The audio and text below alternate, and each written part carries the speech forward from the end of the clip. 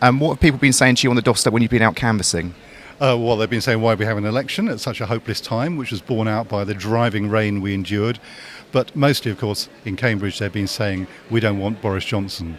And I think there's going to be some sadness in the city when people wake up in the morning and find that it looks like, sadly, we're going to have a Conservative government, which I think is bad for the country and bad for Cambridge. And I will be leading the fight against it. I suppose one of the things that you can do in the House of Commons is hold into account for the promises that he has pledged in his manifesto. How do you propose to do that? Well, I think what's going to happen is that people imagined that his slogan, "Get Brexit Done," is going to get Brexit off the telly.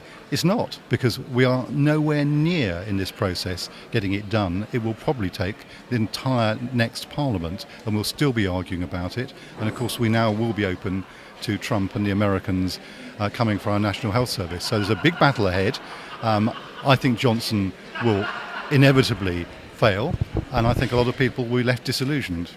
And what priorities have you got for Cambridge over the next 4 years? It could even be less than that if there's another general election called, for example. Well, I'd love another election at a sensible time, but for over the next few years it's the same challenges as always, particularly the climate change challenge, because Labour had some really, really strong, imaginative, radical policies, and I will be putting that to the government that they've got to move faster and quicker, and let's see if they respond.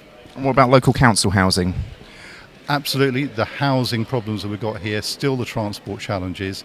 I'll be working with all the relevant authorities to try and make sure we get the very best outcomes for Cambridge, but I have to say they're nowhere near as good as they would have been with a Labour government.